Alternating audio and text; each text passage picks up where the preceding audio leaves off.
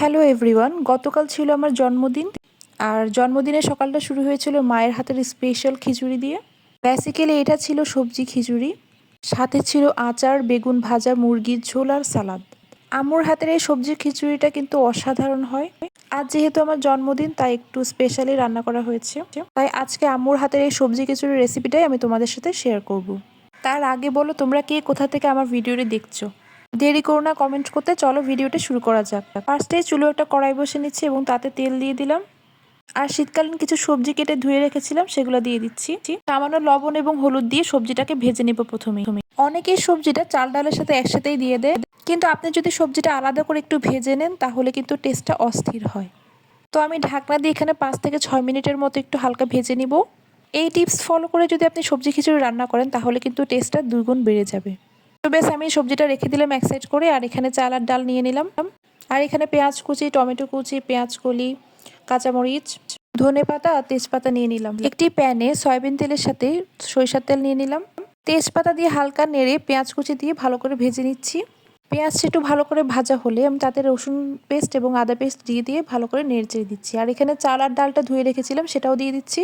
স্বাদ মতো লবণ, জিরে গুঁড়ো, মরিচ গুঁড়ো এবং হলুদ গুঁড়ো দিয়ে ভালো করে আমি চালটাকে ভেজে নিব।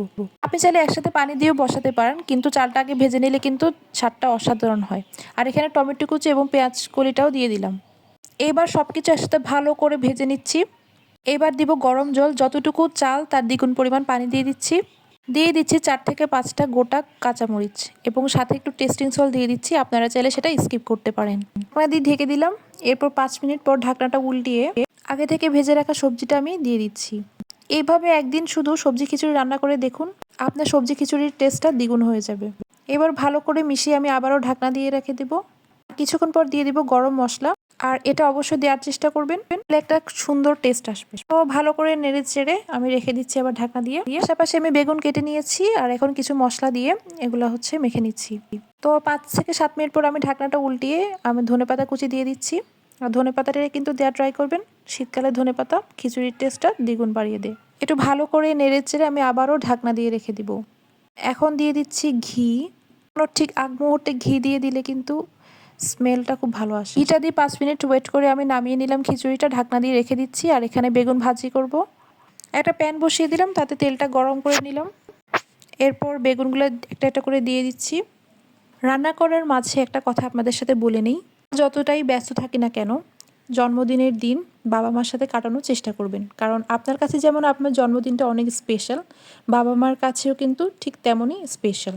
খুব সৌভাগ্যবান এই জন্মদিনটা বাবা মার সাথে কাটাতে পেরেছি। তো আমার রান্না প্রায় শেষ। এখন গরম গরম ধোঁয়া ওঠা খিচুড়ি সার্ভ করা হবে। দেখুন ঝরঝরে হয়েছে একদম।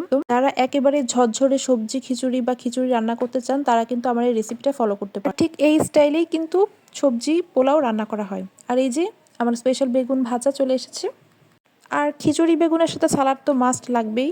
কাঁচামরিচ, ধনেপাতা, পেঁয়াজ, টমেটো দিয়ে ভালো মতো লবণ দিয়ে মেখে নিই। সাথে মুরগির ঝোলও ছিল, যেটা আমি ভিডিও করতে ভুলে গেছি।